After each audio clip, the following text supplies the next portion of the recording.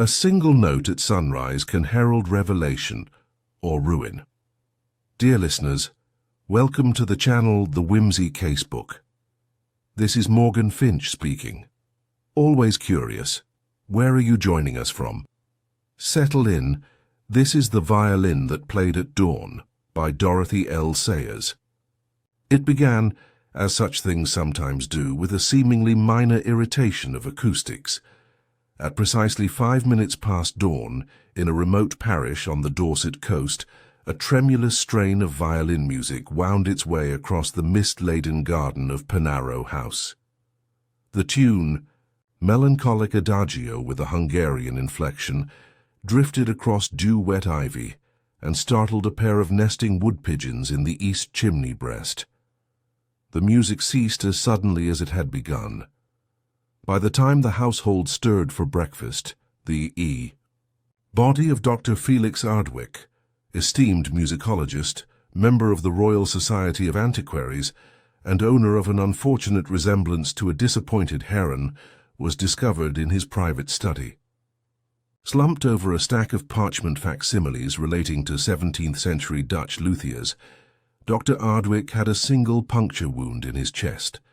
A broken violin string hung limply from his right hand. A rare rocker violin lay intact nearby, balanced on the window seat as though it had been handled with reverent haste. The local constabulary, led by a constable with the complexion of boiled ham and the name of Sergeant Mapplethorpe, wasted no time in locking the doors, cataloguing the guests, and notifying Scotland Yard. But it was not Scotland Yard that arrived later that afternoon. It was Lord Peter Wimsey, chauffeured in his immaculate Daimler, invited, some said inveigled, by Lady Constance Ardwick, the widow, a woman whose exterior might best be described as shellacked nobility encasing the fretful eyes of someone not quite convinced the world hadn't been made up on the spot. Wimsey stood for a moment beneath the Romanesque porch of Penarrow, his tall frame limned in a watery gold, as the sun, sheepishly returning, glinted off his monocle. He plucked a single note on an invisible violin string stretched between thumb and forefinger. A B-flat, he murmured, the note of unease. But who, I wonder, was playing it at dawn? Lady Constance led him to the study. The scene was neat, too neat. The armchair had not been sat in.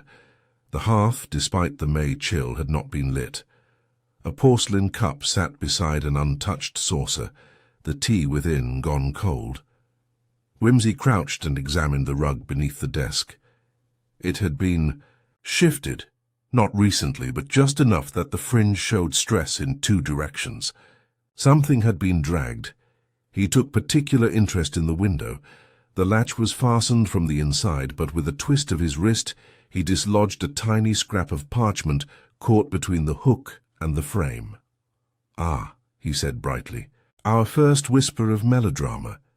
The note, which had been hastily tucked and was smeared with what might have been resin or varnish, read, "Ask not where the violin weeps, only who bade it sing." Wimsey looked over his shoulder. "And the guests, my dear Lady Ardwick?" She hesitated. "It's rather a musical week," Felix insisted. "We have Miss Corelli, the young soprano from Paris, a Mr. Mordaunt, who fancied himself a protégé of Felix's, and Dr. Milgate, a violin restorer. He came with the Ardross manuscript." Felix was quite obsessed. Wimsey's eyes gleamed. 3 musicians, a manuscript, and a corpse strung tighter than a sonata. I do love a well-scored murder. Outside, a distant note hung on the air. So again, fainter perhaps from the garden. Wimsey cocked his head but made no comment. Instead, he withdrew a pair of kid gloves from his pocket and brushed a faint mark from the window glass. "Someone was watching," he said softly. "Or being watched." He turned back toward the room where the stillness had taken on a new shape, not mourning but anticipation. Wimsey smiled faintly.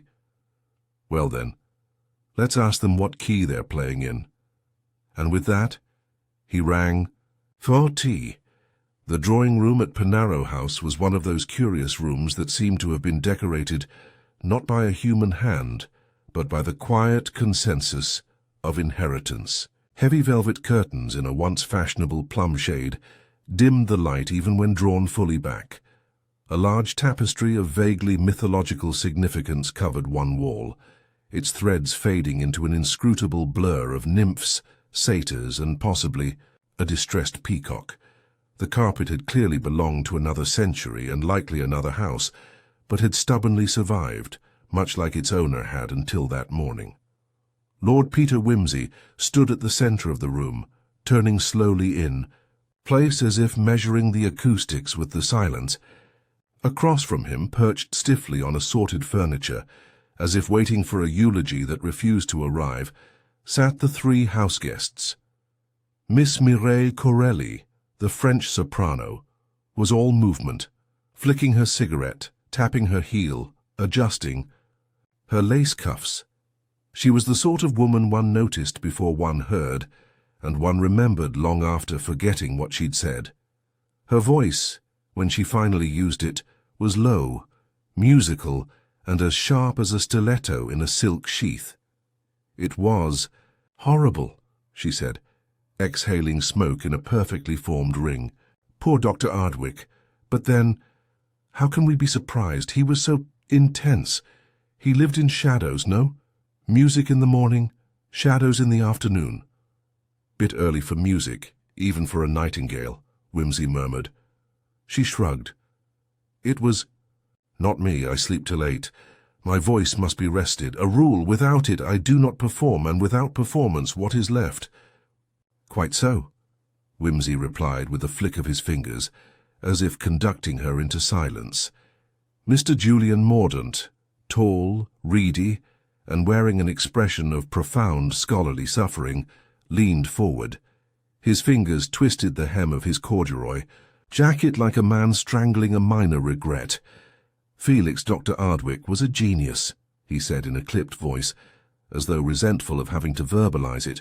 "He could see patterns where others saw only noise. The Ardross manuscript, for example. Every scholar thought it was a forgery. He didn't. He was going to prove it wasn't." "Ah," Wimsey said lightly. "And what, pray, is the Ardross manuscript when it's at home? A medieval cookery book with murderous margins? It's a collection of obscure violin compositions, possibly attributed to Maestro Fiorenzi, circa 1640. If it's genuine, it rewrites an entire chapter of music history. And Felix had it." Mordaunt's voice rose slightly, as if challenging the universe to contradict him. "Where is it now?" Wimsey asked. Lady Ardwick from the corner interjected, "Still in the study safe. I checked. Felix was paranoid about it."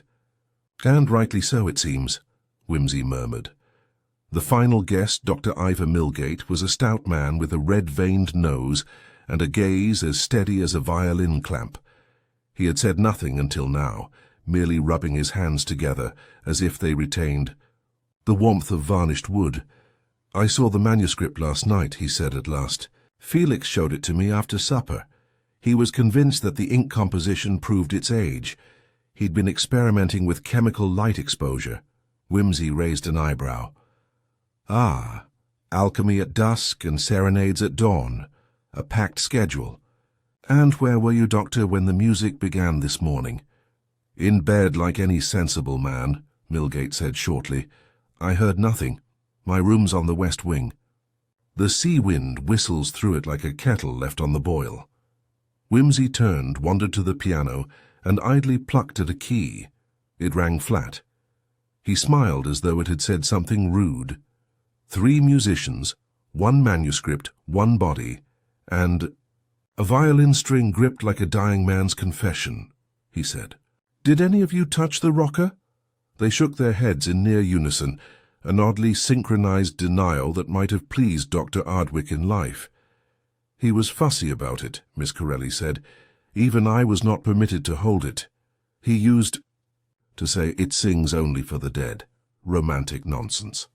"Indeed," Wimsey replied, though in this case it appears the violin took his advice rather literally. He turned to Lady Ardwick. "And the household staff? Do tell me you haven't sent them off to some sympathetic aunt." "No, they're still here," she replied, a tremor barely concealed.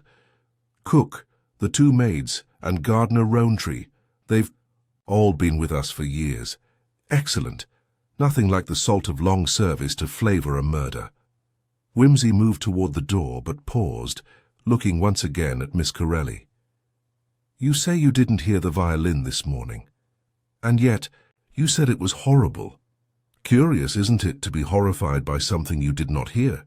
Miss Corelli blinked once, slowly, like a cat deciding whether to scratch. "I saw your face when you mentioned it," she said softly. That was enough. Wimsey smiled, as though amused by her deflection. "I do admire a quick study," he said. "It saves time." With that he left them in the gloom of the velvet-curtained room and made his way back to the study. The note remained where he had left it, curled and delicate, like the last word of a melody never quite completed. He opened the safe with Lady Ardwick's key and drew out the Ardross manuscript. It was older than he expected, stitched parchment, deep brown with age, ink markings of delicate carelessness. He turned the pages slowly, humming under his breath, until he found a particular notation scratched in the margin of the last folio. "Vigilia Canentis," the Watcher's Song, he murmured. A draught touched his collar. Behind him, the rocker violin vibrated slightly, without touch, without sound, and Wimsey, quite alone, nodded once. "No ghost, I think," he said, "but someone wants to be heard, very badly indeed." The morning wore on with the damp persistence typical of the Dorset coast, a fog that lingered in corners and shadowed the edges of glass. Penarrow House, built long before symmetry was fashionable, possessed a habit of creaking unexpectedly, as if ruminating on its own secrets.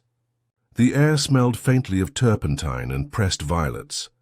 The study, in particular, retained the faint tension of interrupted thought, as though Dr. Ardwick's mind still hovered somewhere near the ceiling, reluctant to leave. Lord Peter Wimsey stood again at the open safe. The Ardross manuscript spread delicately across the desk like an autopsy. He turned the pages not as a reader, but as a detective might examine the bones of a body, looking not for what was present, but for what was missing. It was on the 3rd page that he paused.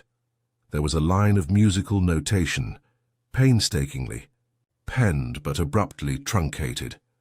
A note that should have ascended was instead cut short with an ink blot, as though the writer's hand had jerked. Below it, the margin bore a faint smudge, almost certainly a thumbprint, though not, Wimsey judged, Ardwick's, too small, too precise, perhaps a woman's. He was still contemplating this when the door opened without a knock, and a maid entered carrying a tea tray, her expression apologetic, her shoes squeaking faintly against the polished floorboards.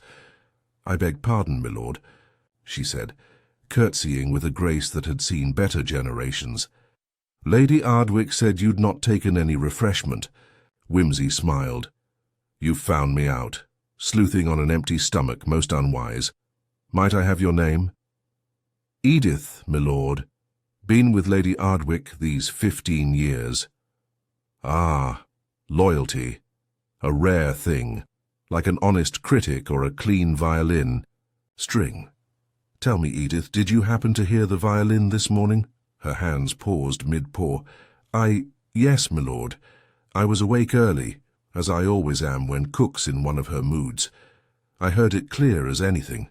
From the garden, it sounded." "Like the garden?" Wimsey looked up. "Not the house?" "No, my lord, I was down by the scullery window. It came through the roses, then it stopped. Sudden, like someone cut the bow." Wimsey accepted the tea and gave her a thoughtful look. "And what did you do?" "I went to look," she admitted, lowering her eyes. "I thought it might be Mr. Mordaunt. He's always playing that tune in the green salon. I thought maybe he was out of sorts, but there was no one there, just the trellis gate swinging a bit in the breeze." "Was the gate usually latched?" "It ought to be. Mr. Rowntree says it keeps the badgers off the tulips, Did you notice anything else? She bit her lip. A scuff on the gravel, like someone had slipped, but when I looked close there was nothing more to see. I swept it after breakfast. Wimsey winced slightly. Very conscientious, Edith. Most regrettable, she blinked. Oh, I didn't mean... No, entirely my fault. I should have anticipated the fatal efficiency of well-trained staff. He set his cup down gently. Thank you, Edith. Do send Mr. Rowntree in, would you, the gardener? I'd like a word with him. When Rowntree arrived, stooped, rheumy-eyed and suspicious of the indoors, he gave his answers with the oblique precision of a man who preferred weeds to people.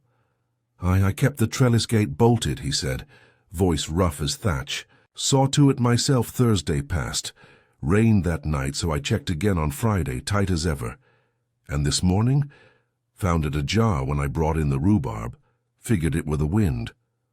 Unlikely, given the latch was metal. Wimsey mused. Did you happen to see any prints? Some disturbance in the gravel, 1 or 2 smudges near the laurel. Could have been anything. I set it right, raked it. Wimsey smiled, exasperated. One must love rural order. He dismissed Rowntree and returned to the garden, boots crunching faintly on the restored gravel. The trellis arch, now securely fastened, looked out upon a long flagstone path that led to a small summer house, faded blue and moss-blotched, perched at the edge of a low cliff. A curious place to play a violin, yet the acoustics could explain the strange direction of the sound. He wandered down the path, eyes roaming the borders. There, near the second rosebush, he stooped. A button. Pearl slightly cracked, lodged in the soil. It had not been there long. He pocketed it and moved on. The summer house was unlocked. Inside, a wooden bench, an oil lamp, and an empty violin. Case. Not Ardwick's rocker. This was an older case, battered, with the faint scent of linseed and tobacco. An amateur's case, perhaps, or a decoy. Beneath the bench, a packet of matches, French from the Théâtre de la Lune in Paris. Wimsey straightened with the slow amusement of a man discovering the first line of a limerick with murderous potential. Miss Corelli's cigarette habit had not been mentioned in her interview. He returned to the house, passing Lady Ardwick in the corridor. She started when she saw him. Anything new, Lord Peter? A missing button, a gate ajar, and the suggestion that your guest list may have been chosen with more music than manners in mind. Her face hardened slightly. Felix was singular. He admired brilliance over character. Yes, Wimsey replied, that can be rather dangerous. One ends up surrounded by virtuosos and very little harmony. She watched him as he vanished down the corridor. Back in the study, he turned again. To the Ardross manuscript. This time he turned it over. On the back cover was a tiny embossed stamp, one he hadn't seen earlier. F.L. 1887. He made a note of it. There was a sound in the hallway. Footsteps, very faint, but they didn't approach. They retreated. Someone had been listening. Wimsey smiled at the empty doorway. Eavesdropping, he said to the air, is rarely profitable, unless one knows what to listen for. And the violin, wherever it had been played, had indeed spoken at dawn. But to whom and why Lord Peter Wimsey had always insisted that houses remembered things better than people. Floors creaked at the precise spot a secret was once whispered. Windows fogged ever so slightly in rooms that had seen tears. Penarrow House, for all its gracious ivy and genteel dust, was clearly not a house inclined to forget. By mid-afternoon, a low breeze had returned, riffling the hedges and sighing through keyholes. It was not quite rain, but something more contemplative, a weather for hidden truths and long shadows. Wimsey seated himself in the green salon, a chamber named optimistically for the fading upholstery, rather than any burst of verdure. The room, facing west, bore the pleasant decay of a music room no longer much used. Sheet music curled on the piano stand, a cracked metronome sat stilled on the mantel, and on a small lacquered table, a forgotten tuning fork trembled faintly. As if remembering some long-past area, Julian Mordaunt entered in his usual apologetic fashion, cradling a leather-bound folio with the delicacy of a midwife. He set it down with trembling hands. "I found this among Dr. Ardwick's correspondence," he said. "It's an early analysis of the Ardross manuscript, notes, comparisons, ink tests. He didn't trust many with it, but he let me see it." Wimsey flipped it open without comment. The pages were meticulous.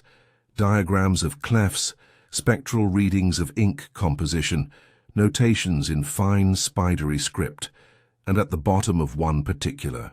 "Page RG diverges from Fiorenzi's known range. Suspicion of late interpolation." "Fascinating," Wimsey murmured. "Tampering in ancient harmony. What's music, after all, but the art of knowing what does not belong?" Mordaunt looked uneasy. "I told him it could be genuine. He wouldn't hear otherwise. He thought someone had deliberately altered it recently to give it more value." "Forgery?" Mordaunt hesitated. He didn't say the word, but he began locking the manuscript away. He thought someone here, among us, had touched it. He was paranoid. Wimsey studied him. "And did you?" "No." Mordaunt flushed. "Of course not. I admired it, that's all. If anything, I feared he would ruin it with his endless probing. Sometimes things should be left alone." "Ah, the romantic notion that truth spoils mystery," Wimsey said dryly. "You'd have enjoyed the Middle Ages." Mordaunt's gaze dropped. Once he was gone, Wimsey returned to the pages and found tucked between two sheets a hand-drawn scale. Musical notes plotted out like a riddle. Above them a phrase written in Latin, "Fons canentium lucet in silentio." "The fountain of singers shines in silence," Wimsey translated aloud. "Or rather, the origin of the song gleams only when no one plays." He sat back, a puzzle. "Aber," deliberately planted one. He took the scale and began humming softly, testing the intervals. It was a tune, and not an old one. He had heard it, yes, played faintly, badly, from the direction of the summer house. Someone had attempted it. But the rhythm had been wrong, a mimic, not a master. Someone had tried to recreate a piece they did not fully understand, and that someone, Wimsey suspected, had intended to confuse the timeline, make it seem as though Ardwick had been playing before his death, rather than someone else playing. After it, a reconstruction. He returned to the manuscript. One final page caught his eye. On the inner cover, written faintly in pencil, the words, "Rocker, false bridge, G minor over D sharp. Correct tuning distorts." He frowned. That made no musical sense unless one were altering the tension of the instrument deliberately. A false bridge? Was someone sabotaging the violin itself? It would explain the broken string. It would also explain the idea of the violin weeping. It was possible, more than possible, that the rocker had been damaged in a very precise way, meant to cause the fatal string break. He made a note to examine the instrument more closely. The door creaked, and Lady Ardwick entered, not announced, and not entirely composed. "I'm sorry to intrude, Lord Peter, but I've remembered something. It may be nothing." She seated herself with the stiffness of someone unused to confiding in strangers. "Last week, Felix had a visitor, a man who arrived unannounced. I never saw him clearly. They spoke in the study, heatedly. Then he left. I asked Felix who he was. He said only, 'A ghost from an old conservatoire.'" Wimsey tilted his head. "Musical, then?" "Possibly." Felix seemed disturbed afterward. That's when he started carrying the violin with him constantly. Even at breakfast, a curious form of protection. I thought it romantic. He said if they want it, they'll have to break me first. Did you recognize the visitor's voice? No. Deep, unfamiliar. Foreign, perhaps. And no record of his name? I'm afraid not. Wimsey stood and paced once. May I suggest, Lady Ardwick, that the music we are hearing is not from a single violin but a quartet, each player pretending to follow the same score while one of them switches the key. She looked at him, uncertain. I'm saying someone. Here is lying, he said gently. Not out of malice necessarily, but someone altered something before or after the murder. Perhaps both.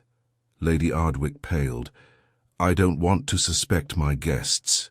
No, Wimsey agreed. But suspicion has a peculiar rhythm. Once it starts, it doesn't care who keeps time. He excused himself and returned to the study, collecting the rocker violin from its place on the window seat.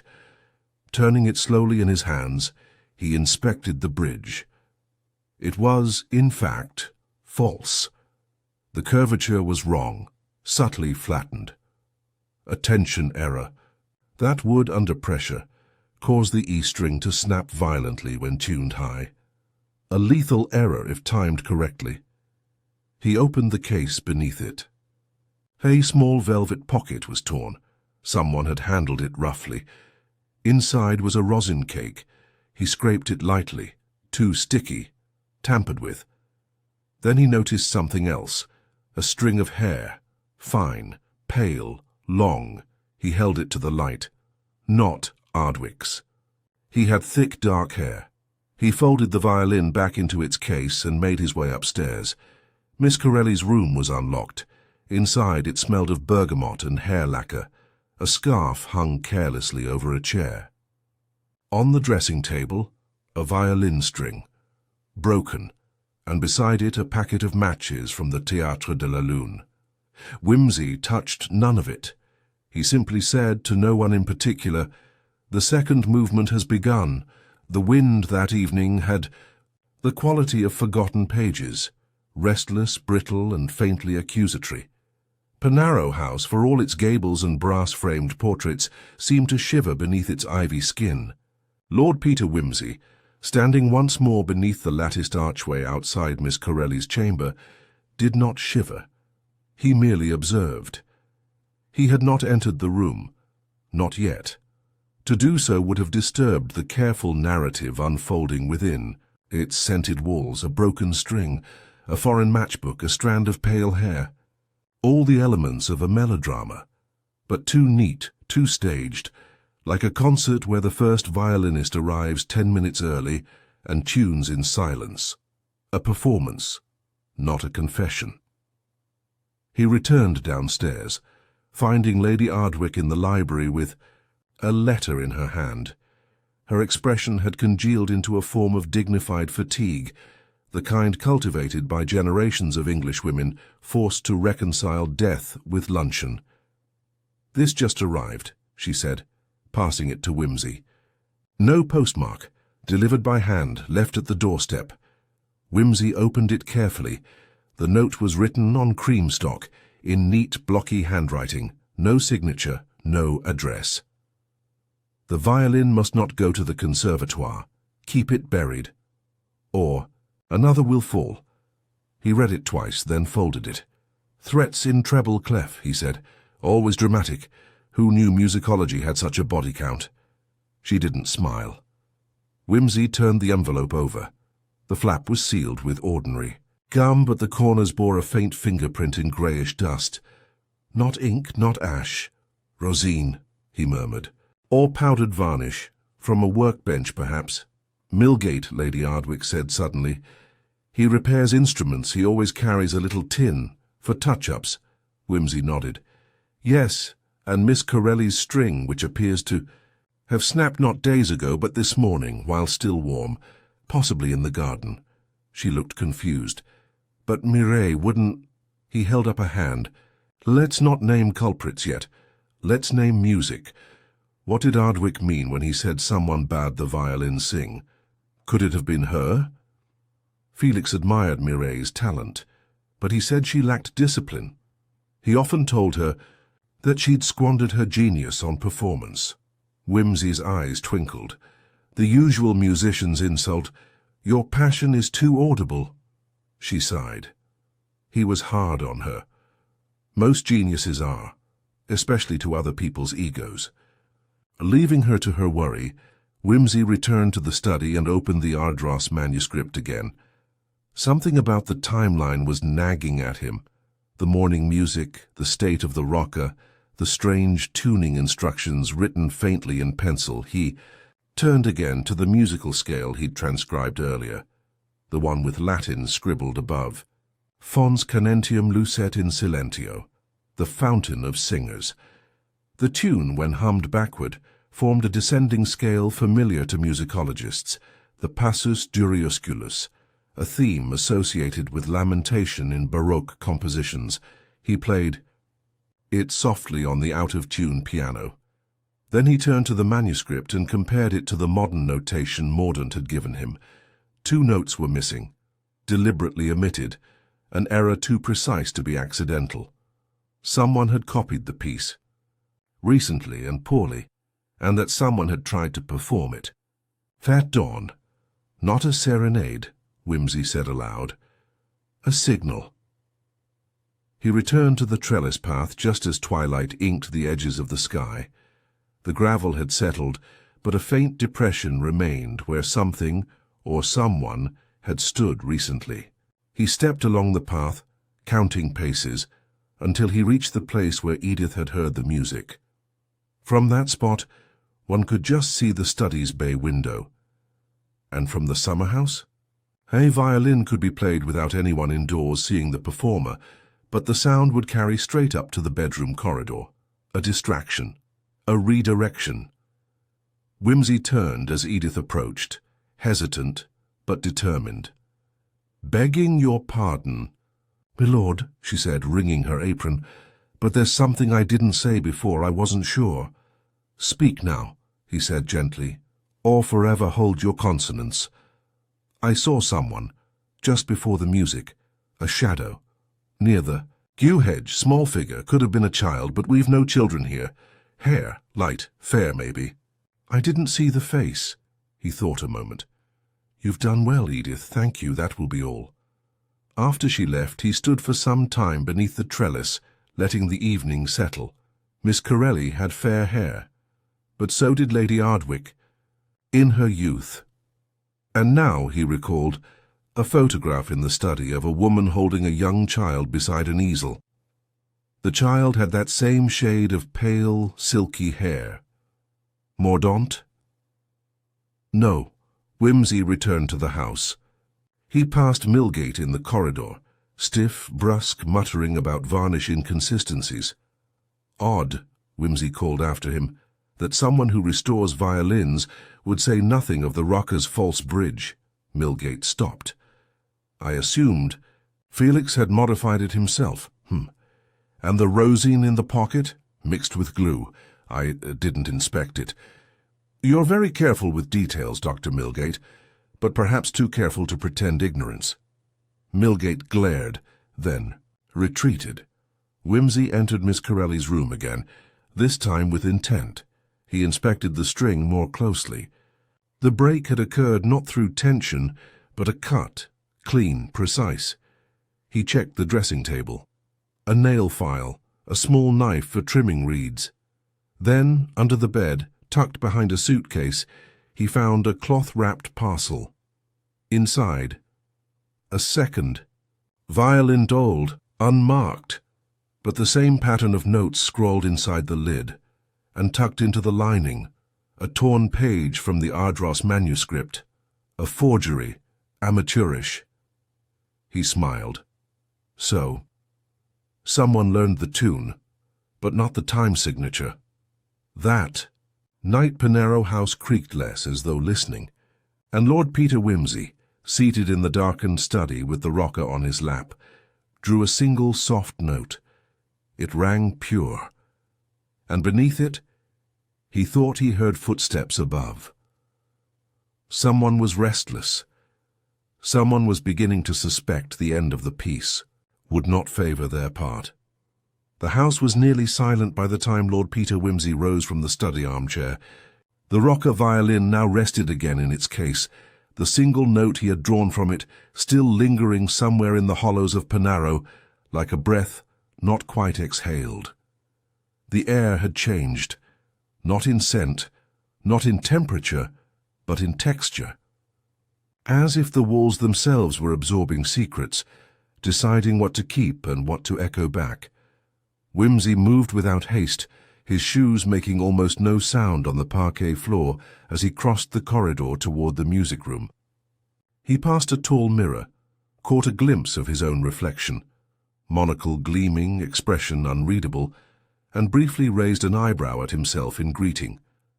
Then he turned the doorknob, entered, and found the lights already on. Julian Mordaunt stood at the piano, shoulders hunched, staring down at a series of crumpled music sheets. He looked as if he'd been caught trying to steal a confession from the instrument's ivory teeth. "You know," Wimsey said conversationally, "they say music is the one lie we forgive because it is beautiful." Mordaunt startled and turned. "I couldn't sleep, nor the piano, apparently." Wimsey stepped closer. "You were playing?" "No, just looking. These are Felix's notes. He made so many of them. He'd annotate anything."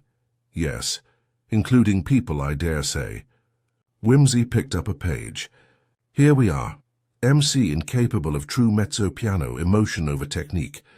And here, IM poor sense of harmonic contour, tends toward predictable cadences. I assume IM is Dr. Milgate?" Mordaunt nodded, uneasy. "Felix kept records on everyone. He was obsessed with categorizing. People were just instruments to him." "Ah, a conductor at heart, then.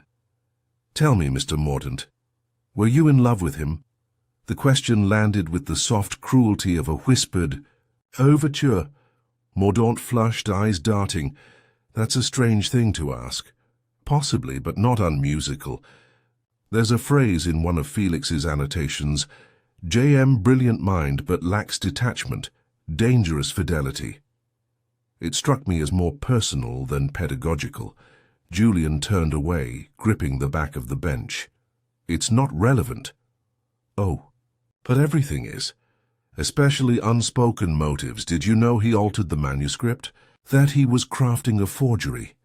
Mordaunt turned sharply. "No, he wouldn't. He was obsessed with authenticity." "Yes," Wimsey said, watching him carefully. "But sometimes one must create what one cannot find, especially if the reputation of a lifetime depends on it. And if that forgery were discovered, what then?" Mordaunt stared. "You think someone killed him because he tampered with the manuscript?" "Possibly. Or perhaps the forgery was discovered by someone else, and Felix refused to acknowledge it, or worse, planned to expose them first." Mordaunt said nothing. His hand trembled slightly against the piano lid. "Did you play the violin this morning, Mr. Mordaunt?" Wimsey asked softly. "No," Mordaunt whispered. "But I heard it from my window. I thought it was a dream at first." Wimsey didn't press further. Not yet. Instead, he left the room, crossing the hallway to where Miss Corelli's door stood ajar. Inside, the singer sat at her vanity table, lit only by a small lamp whose light cast her features into delicate chiaroscuro. Her reflection watched him before she turned. "I knew you'd come," she said. "You always do in these stories." Wimsey smiled. "Life is rarely so well scripted. But yes, I've questions." She offered him a chair with a sweep of her arm, a gesture too elegant for this hour. "You found the old violin?" she asked almost lazily. "I did, and the forgery tucked inside. Felix told me once that a true musician could play a lie, so beautifully that even God would pause to listen. Did you believe him?" "I wanted to." She stood, walked to the window, pulled aside the curtain. The sea beyond was invisible in the dark, but its presence could be felt, an endless, hush-like applause behind a wall. "He knew," she said. "About my forgery. He found it, but he didn't say anything, not at first, just stopped looking at me the same way." Wimsey waited. I needed to matter, she said. I wasn't born with his name or his access, so I copied a passage, slipped it into his notes, a new discovery. I played it for him, told him it came from the manuscript. He was enthralled for a moment. Then he spotted the inconsistency, a note no composer of that period would have used. What happened? He told me he was going to reveal it at the symposium, publicly, disgrace me. I begged him not to. Did. You kill him? She turned, eyes wide, not with shock but with exhaustion. No, I did not. I played the violin this morning. I thought, if I could distract everyone, maybe they'd think it was Felix, alive. Maybe I could hide the time of death, give myself an alibi. You staged the music? She nodded. From the summer house. I wore gloves, used my backup violin, played the passage I forged. It was theatrical, but I thought it might buy me time. I didn't expect him to be holding a broken string when he died. Wimsey stood. Someone did. He paused at the doorway. One last thing. The note left, this afternoon. Did you write it? No, she said firmly. Though I wish I had, it would have been simpler. Wimsey left her then and went up to the attic, not a part of the house usually in use, but there were footprints in the dust. One set. Recently made. He followed them to a small alcove near a forgotten trunk. On it a blanket and beside it a teacup. Someone had been sleeping here. He lifted the blanket. Underneath, tucked between layers of wool, lay a photograph. Felix Ardwick, younger. Beside him a young woman, and in her arms an infant, on the back in faded ink. For Francis, with all my love. Wimsey descended quietly.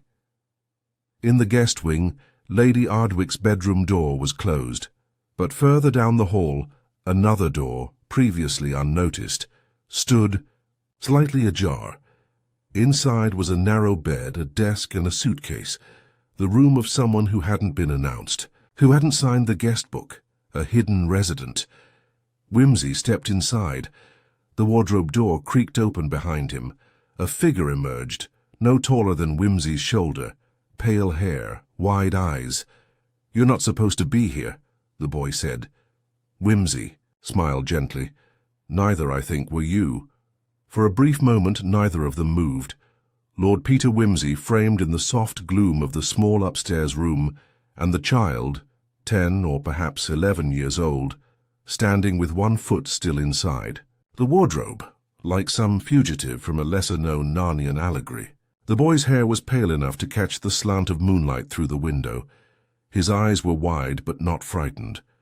There was defiance in them, sharpened with the quiet dignity of someone who'd been hiding for far too long and had grown. Used to not being asked why, Wimsey tilted his head not unkindly. I don't believe we've been introduced, he said. The boy didn't reply. I'm Lord Peter Wimsey. I do sleuthing for pleasure, and make uncomfortable observations as a hobby. And you, I believe, are the most interesting anomaly in this entire murder. I'm not supposed to talk, the boy said at last. She said not to. Ah, she. Would this be Lady Ardwick by any chance? A small nod. Wimsey gestured to the small bed. May I sit? The boy hesitated, then gave a small shrug of consent. Wimsey lowered himself with exaggerated care, as though he were a visiting ambassador to a suspicious court. I suppose you've been up here quite a while. Weeks, the boy nodded again, since before they all came. Miss Corelli, Mr. Mordaunt, Dr. Milgate, you saw them arrive? Yes, through the window. Wimsey observed him. The boy's features, though softened by youth, bore a distinct echo of the late Dr. Ardwick, particularly the set of the jaw and the elegant, if weary slant of the brow. You're Felix's son, Wimsey said quietly. The boy didn't respond. Your name is Thomas, isn't it? A flicker of alarm passed through the child's eyes, but he said nothing. I found the photo, Wimsey continued. Your mother, Frances, was in it. And Felix, much younger, but unmistakable. And you, an infant then, but with that same halo of hair. At this Thomas looked away. Wimsey waited. Eventually the boy spoke, his voice thin but steady. He was my father. But he never let anyone know. Not really.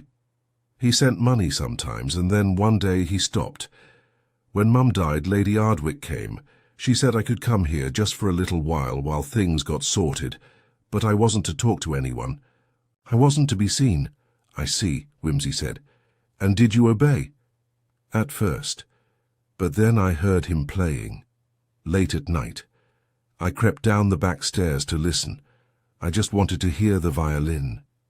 Did you play it? Thomas looked up, startled. No, I wanted to, but he would never have let me. But you were in the study, a pause. I snuck in sometimes. When everyone was at dinner, I just looked at the manuscript. He had pages spread everywhere. He was always writing on them. You never touched the rocker? No, I swear. Wimsey believed him. Children rarely lie. Convincingly when accused of things they haven't done. Did you see who went into the study last night? Thomas shook his head. But I heard something. A fight. 2 people. Voices. I couldn't hear the words. What time? Late. After midnight, I think. And this morning, the music? I thought it was him at first, but it was wrong. It didn't sound like him. Why? Thomas looked down. He never rushed. The person this morning, they rushed the bowing. It sounded like they were afraid. Wimsey stood. Thank you, Thomas. You've been extraordinarily brave and very helpful. I'd suggest you stay here a bit longer, just until we finish untangling the final bars. He left the boy with a soft pat on the shoulder and descended the back staircase, thoughtful. Lady Ardwick was waiting for him at the foot of the stairs. You found him, she said. I have. I was trying to protect him. I believe you, Wimsey said. But secrets, madam, are like off-key notes. They never stay hidden for long in a well-tuned room. She said nothing. Was Felix going to acknowledge the boy? No, she said stiffly. Felix was a brilliant man, but he had no sense of responsibility. Francis was a student. Their liaison was unfortunate. When she died, I felt someone had to do something. You took the boy in. I couldn't bear the thought of him in a home, but I knew the scandal would destroy Felix's reputation. And then the symposium was coming. I told Thomas to stay hidden until the guests had gone.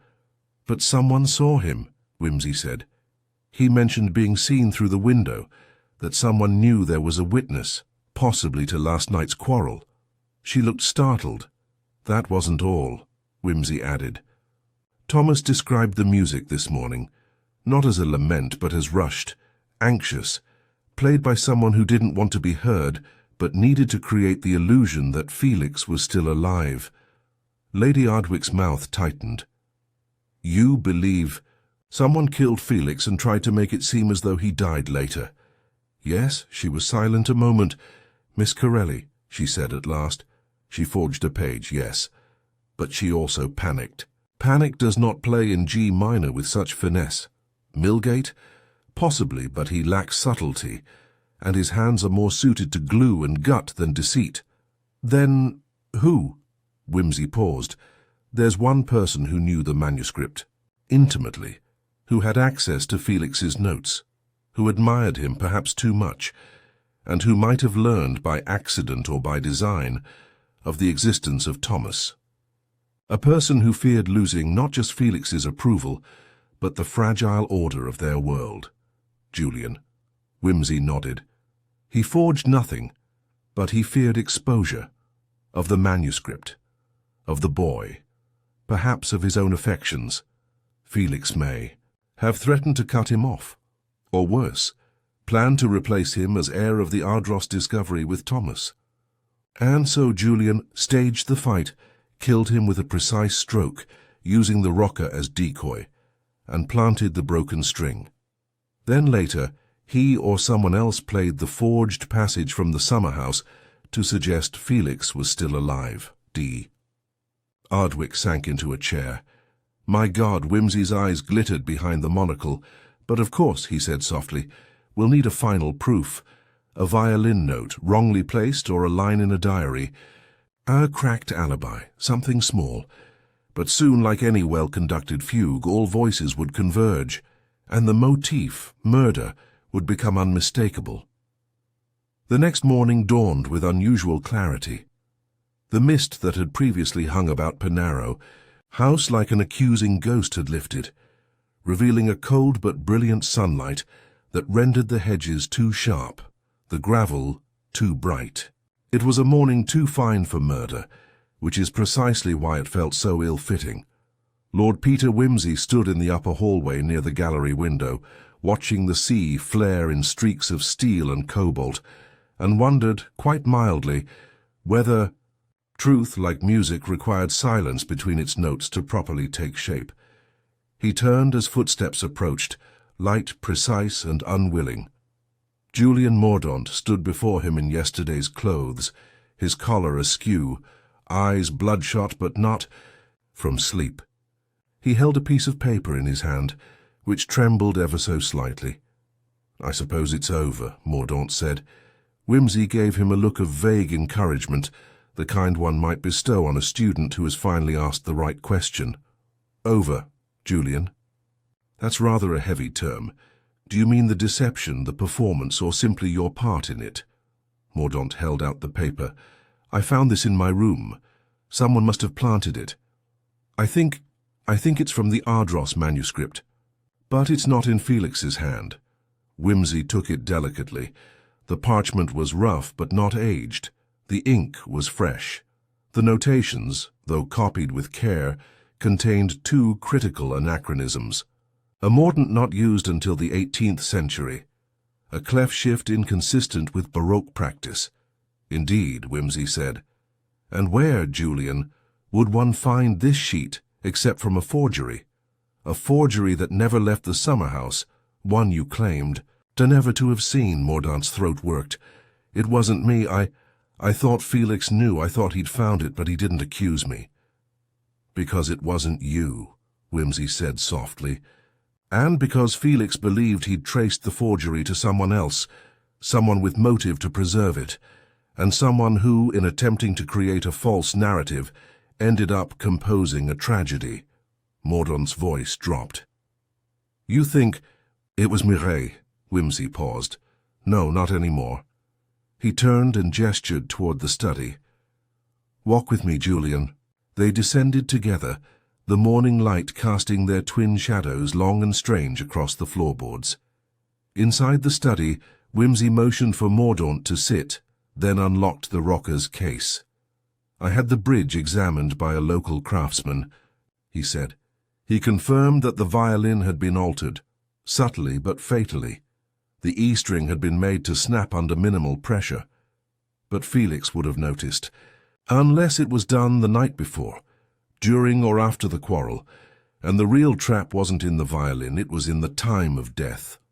Wimsey opened a notebook on the desk and displayed a timeline. "Felix was last seen alive at supper by Milgate Corelli and yourself. You all testified he retired early, but what if he didn't? What if he confronted the forger again, threatened to go public? And the forger panicked? Yes, but instead of killing him outright, they made a plan. Sabotage the violin.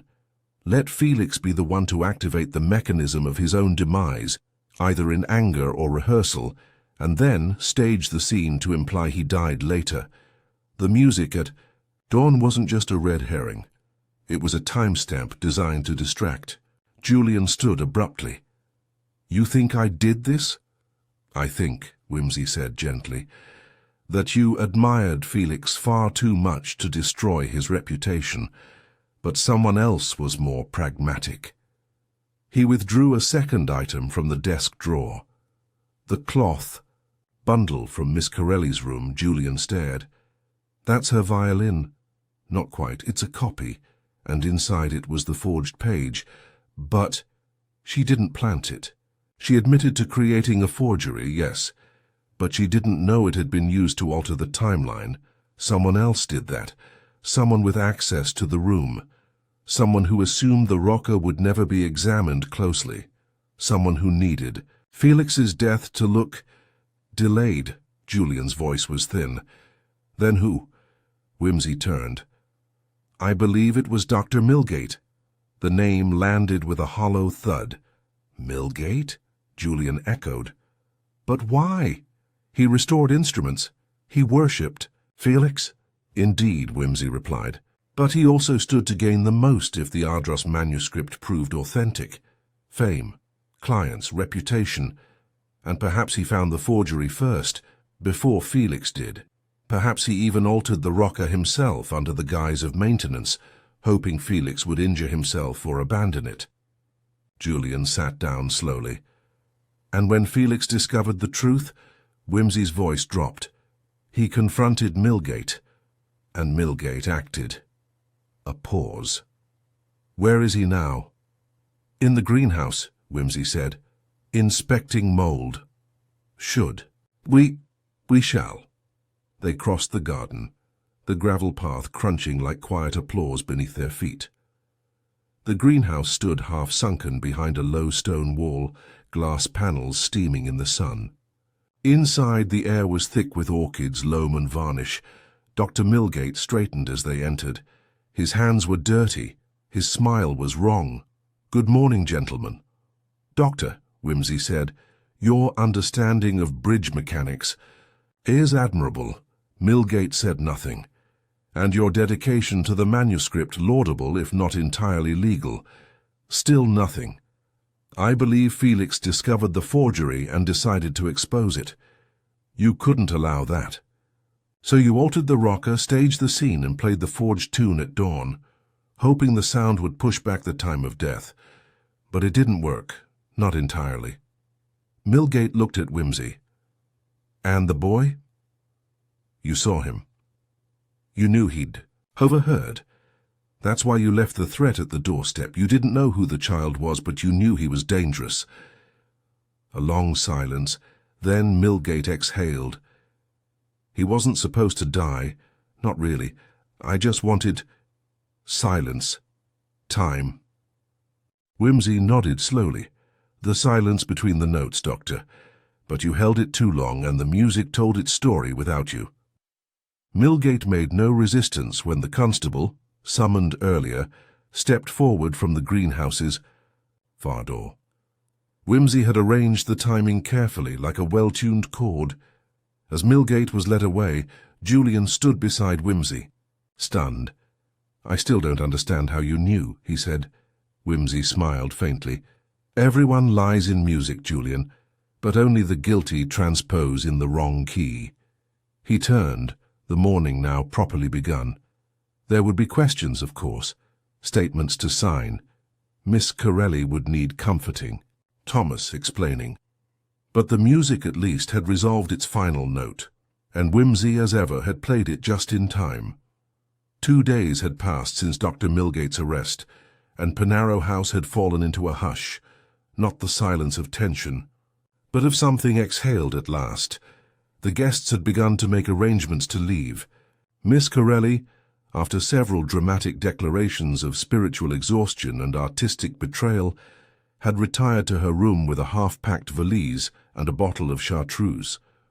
Julian Mordaunt had taken up smoking again, his thin silhouette regularly, seen pacing near the summer-house, pausing now and then to gaze at the cliffs as though they might explain something the manuscript could not. Lady Ardwick remained formally gracious, her composure intact, though she moved as if time had begun catching up with her in long, deliberate strides. Lord Peter Wimsey, meanwhile, had taken possession of the study. He now sat beneath the tall bay window, legs stretched, fingers interlaced behind his head. The rocker violin remained in its case, sealed and secure, while beside it rested the Ardros manuscript, authentic in some parts, adulterated in others, and now the centerpiece of a scandal that would likely define or ruin several reputations. Bunter appeared with a silver tray and placed it neatly on the table. Tea, my lord. Ah, my dear Bunter, Wimsey said, stretching. You are as ever a symphony in black and white. I have been contemplating the role of silence. A musical reflection, my lord. Indeed. It strikes me that Milgate's greatest flaw wasn't his desire to deceive. It was his inability to listen. Had he only heard the inconsistencies in his own story, he might have realized the structure couldn't hold. Bunter poured. You were quite certain it was him, my lord? Not. At first, Wimsey admitted. But once I discovered the tampered bridge on the rocker, and then the false scale hidden in Corelli's violin, the rhythm became clear. Only Milgate had the technical knowledge to execute that level of sabotage without leaving obvious traces. And then there was his overcompensation, his repeated protestations that he hadn't examined the rocker. Curious in a man who claimed to have been invited to inspect it. Bunter nodded. A lie, my lord. Exactly. A false note in a movement otherwise harmonious.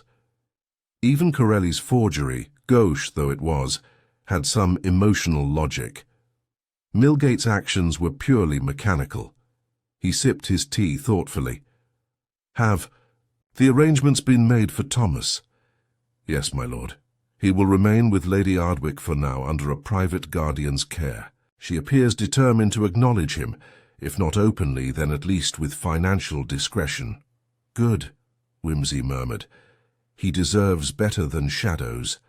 He stood and walked over to the desk, opening the manuscript again to the final annotated page. The forged notation had been carefully excised by experts the day before, but its absence was felt like a skipped beat. He glanced at the marginalia, Felix Ardwick's original handwriting, sprawling, precise. Then something caught his eye, a faint line of text smudged beneath a stave. It had previously been obscured by the forgery's overlay. Now revealed in full, it read, "Truth needs no harmony to be remembered." Wimsey smiled. A pity Felix never made that his epigraph. At that moment, Edith the maid appeared in the doorway. "Beg pardon, my lord, Miss Corelli's asking if you might see her before she leaves." Wimsey raised an eyebrow. "Not to perform, I hope?" "No, sir. She said, a final verse." He made his way to her room. She greeted him with her usual theatrical flair, standing by the window with a scarf knotted like a ribbon of regret. "You win," she said. "I didn't know we were playing," Wimsey replied. "You always know.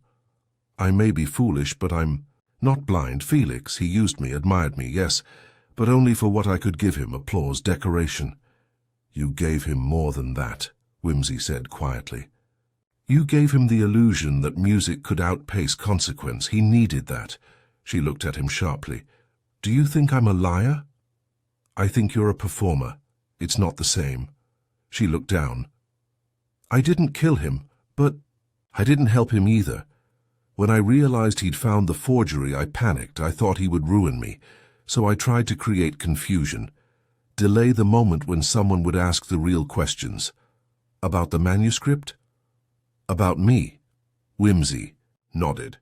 "The irony, of course, is that your forged passage, while historically implausible, was musically rather compelling.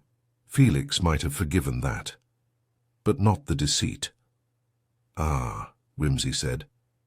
Felix Ardwick collected violins. He understood that even broken instruments have value if they are honest about their flaws. She blinked, as though he had struck her gently. He offered his hand. "Where will you go?" "Paris, I think." "They forget faster there." He bowed slightly. "Then au revoir, Miss Corelli, and may your next performance be played in your own key." She left without fanfare. That evening, Wimsey stood once more in the music room. Thomas had been invited down, seated quietly on the piano bench, watching Wimsey with a solemnity rare for children. "This," Wimsey said, lifting the rocker from its case, "is a temperamental creature, much like its previous owner." He tuned the strings slowly, methodically. "You'll learn if you choose to, but not for others, for yourself." Thomas said nothing, but his small hands were perfectly still, ready to receive. Wimsey played a single note. It was clear, resonant, and faintly sorrowful. The sound filled the room, then faded, lingering only in the spaces left behind. And when it was gone, the silence that followed was not empty, it was whole. 2 weeks later, Lord Peter Wimsey found himself back in London, seated in the leather-bound sanctuary of his Piccadilly flat, its shelves heavy with Bach, Darwin and Boccaccio, and its walls warmed by the soft hum of a coal fire. Outside, the city blustered with the cheerless haste of late November. A chorus of cab wheels, shouted headlines, and the iron-tanged promise of frost in the air. But within, the atmosphere was one of contemplative quiet, the kind that settles only when a story, like a symphony, has played its final chord and the audience dares not yet clap. He reclined with a glass of Amontillado in one hand, a slim volume in the other, The Theory of Inaudible Harmonies, an obscure monograph he had once reviewed in the Times Literary Supplement, and only now found curious enough to revisit. Across from him, Bunter polished silver with the seriousness of a man addressing moral disorder. "Any further correspondence from Penarrow?" Wimsey asked. "Only this morning, my lord," Bunter replied, producing an envelope. "Miss Ardwick, Lady Ardwick, I should say, writes to say that young Thomas has been placed with a private tutor in Devonshire. She will continue to sponsor. His education, though not, it seems, his name." "Expected," Wimsey murmured. "Family pride and scandal rarely duet in harmony." Bunter placed the letter on the mantel. "And Miss Corelli?" "Gone, like a cadence unresolved." Wimsey took a sip of the wine. "Back to Paris. I'm told she gave a performance at the Théâtre de la Lune last Tuesday. The critics called it ferocious." He smiled faintly. "Perhaps that's progress." "And Mr. Mordaunt?" "Still at Penarrow, assisting the Royal Academy in preserving the Ardrus manuscript. The forgery has been removed. The original is now part of the Felix Ardwick collection. There is apparently a plaque." Bunter paused. "Forgive me, my lord, but the matter of Dr. Millgate, was there any regret?" Wimsey tilted his head. "Regret, Bunter, is a very modern thing. Millgate acted out of something older, fear, ambition, a need to be remembered by way of someone else's genius. He saw Felix's death not as a crime, but as an erasure of a problem. But genius, real genius, doesn't die that quietly." He rose, crossing to the grand piano. Its surface gleamed like a pool of ink in the firelight. He touched one key, D minor, then another, letting the notes bloom and fade. "Funny," he said, "how a dead man's notes can still play."